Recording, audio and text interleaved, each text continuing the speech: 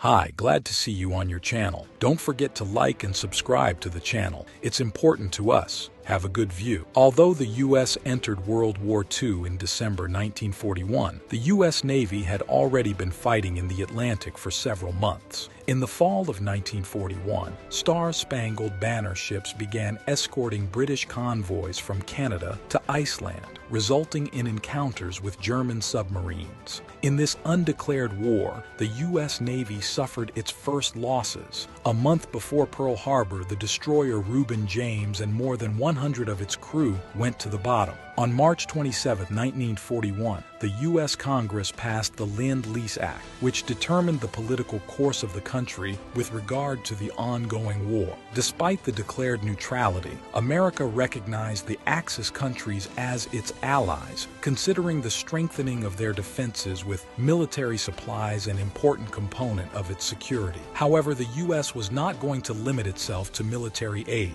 The American president was a supporter of the policy of active intervention in the conflict with Germany on the side of Great Britain and then the USSR.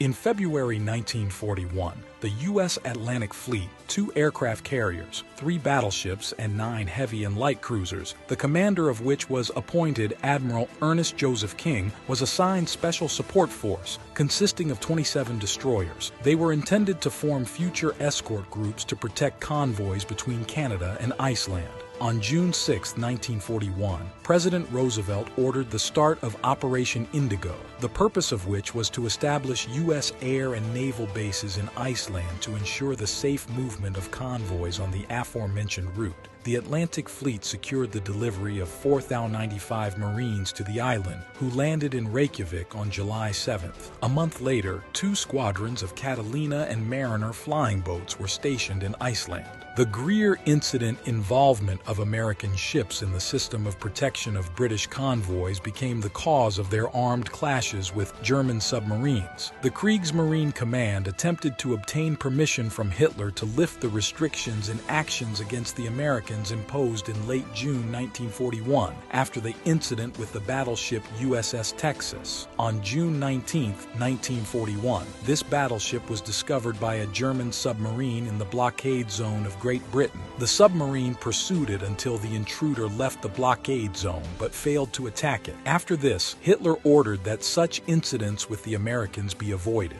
Grand Admiral Raeder's meeting with the Führer on July 9, 1941, also ended in nothing. Hitler refused to untie the hands of the Kriegsmarine, emphasizing that the war with the USSR could not be complicated by military conflict with the U.S. It is vital to postpone America's entry into the war. There should not be any incidents with the United States until mid-October. What the German admirals foresaw happened in Icelandic waters on the morning of September 4, 1941. The American destroyer USS Greer, which happened to be in the area of a German boat group concentration, was attacked by the submarine U-652 and then counterattacked it. Initially, the destroyer's commander received a report from a British airplane of a sighted submerging boat. The plane then dropped depth bombs at the side of her sinking and flew away. The commander of U-652 mistook USS Greer for a British destroyer, attacking his boat, and responded with a torpedo attack, prompting a counterattack by the American ship. As a result, both participants in the incident were not injured but found themselves at the center of an international scandal. After learning of the incident, Roosevelt publicly called the attack on the destroyer piracy and said that now any submarine or surface ship of the Axis countries will be attacked if they violate the principle of freedom of the seas. The incident with the USS Greer was in the hands of the U.S. Navy, preparing to escort from Canada to Iceland its first convoy, HX-150, which suffered no casualties during its escort. Torpedoing Kearney. By October 1941, the situation in the Atlantic continued to heat up, and new incidents were inevitable. On October 17th, the American destroyer USS Kearney was torpedoed during a Wolfpack attack on convoy SC-48. The Germans had discovered the convoy 2 days earlier several hundred miles south of Iceland. The order of 6 ships was guarded by 4 corvettes and a destroyer. After the pack attacked, the escort commander requested assistance in Reykjavik. the Americans sent to the convoy its escort group of 5 destroyers, which included Greer and Kearney. The latter, on the night of October 16-17, torpedoed U-568, which mistook it for a British ship. The torpedo hit the starboard side, damaging the destroyer, but it did not sink. The explosion killed 11 sailors and wounded 22 others. Accompanied by Greer, destroyer reached Iceland. What happened made it clear that both sides could use weapons against each other, although Roosevelt was still restrained by the law of neutrality, and Hitler unwillingness to start an open conflict, while the Wehrmacht bogged down in Russia. Therefore, American destroyers and German U-boats could not yet openly engage. Despite intervening in the Battle of the Atlantic on the British side, U.S. Navy ships had no such orders. That all changed, however, when 2 weeks after the torpedoing of the Kearney, the U.S. lost its first warship in World War II, Reuben James. On October 22, 1941, convoy HX-156 put to sea from Halifax, escorted by a U.S. escort group of 5 destroyers, which included the USS Reuben James, an obsolete Clemson-type destroyer. Ships of this type were built during World War I and were nicknamed four-pipe and smooth-deckers and flash-deckers due to their 4 tubes and lack of a half-bank.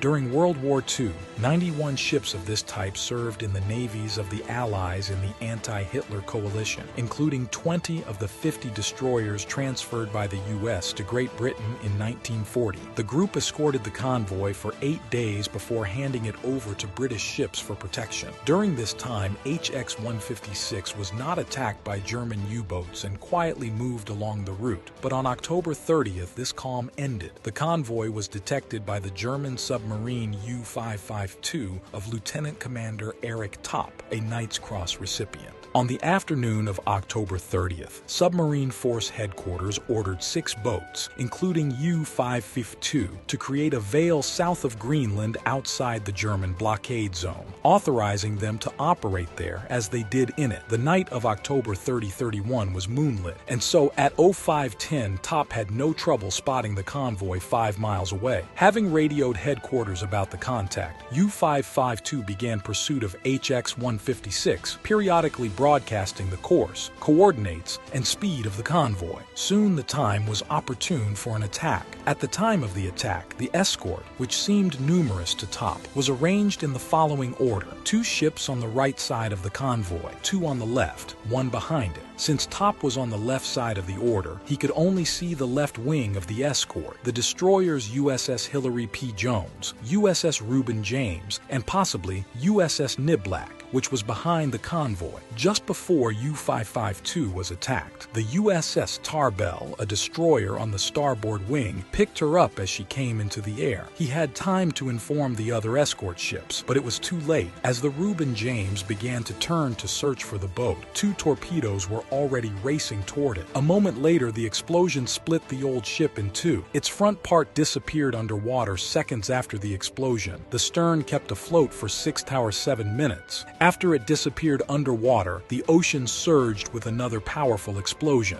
As Robert Howard, the Reuben James torpedo officer, recalled, it was the depth charges that exploded. Thus, the explosion of depth bombs, presumably, caused the deaths of about 50 people in the water. The total casualties of the crew of the Reuben James amounted to 115 men, including all officers. The destroyer managed to raise only 46 sailors from the water, one of whom later died of his wounds. The reason the destroyer was such an easy target for Topp was simple. At that moment, the Reuben James was not searching for U-boats and was proceeding without changing course or using a zigzag. Keeping to the convoy's speed of 8 to 9 knots, the destroyer proved to be an excellent target. Captain Louis Denfeld, Chief of Staff of the Atlantic Fleet, said on this occasion, "The issue of night patrols is difficult, as it often leads to overconsumption of fuel, which is already in short supply. Nevertheless, some conclusions were drawn, and by the beginning of the war with Germany, the old destroyers received additional fuel tanks, a very profitable sacrifice."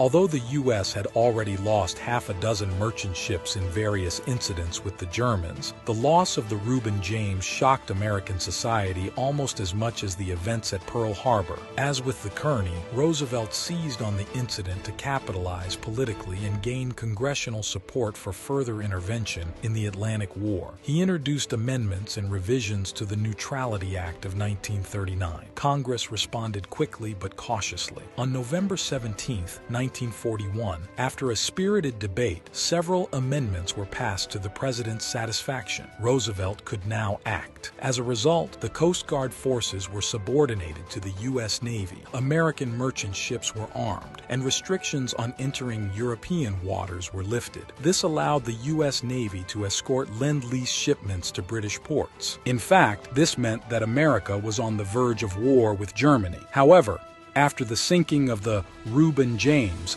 Admiral Harold Stark, Chief of Staff of the U.S. Navy, said, "Whether our country knows it or not, we are at war." Stark knew what he was talking about. Now Roosevelt was planning to strike. As the aforementioned Gannon wrote on November 5, 1941, the U.S. Atlantic Fleet was ready to launch an operation to intercept a German raider in the Denmark Strait.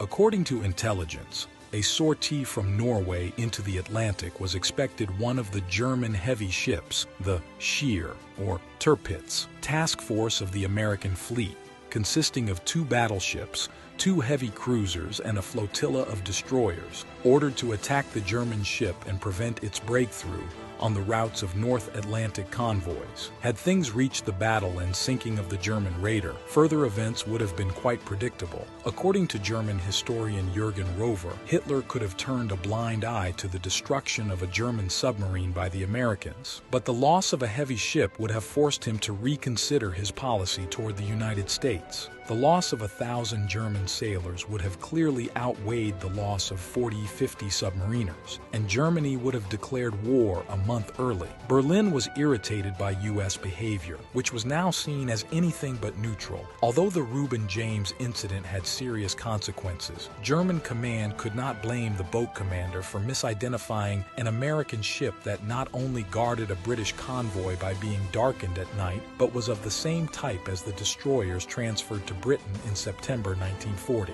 Therefore, after a thorough investigation, Top received no punishment for torpedoing the American ship. Curiously, after what happened, attacks on convoys in the Western Atlantic in November 1941 almost ceased. However, this is not so much due to the Reuben James, but rather to operational necessity. Just at that time, there was a transfer of German boats from the Atlantic to the Mediterranean Sea. Much to Donitz's displeasure, this significantly reduced the number of German submarines in the Atlantic. As a result, when in December 1941 it came time to strike a blow to shipping off the coast of America, he was able to scrape together for this operation only 5 boats. The sinking of the Reuben James greatly damaged the nerves of Eric Top himself, which is reflected in his memoirs. Thank you for watching the video to the end. Forget to put a like and subscribe to the channel. It's important to us. See you soon.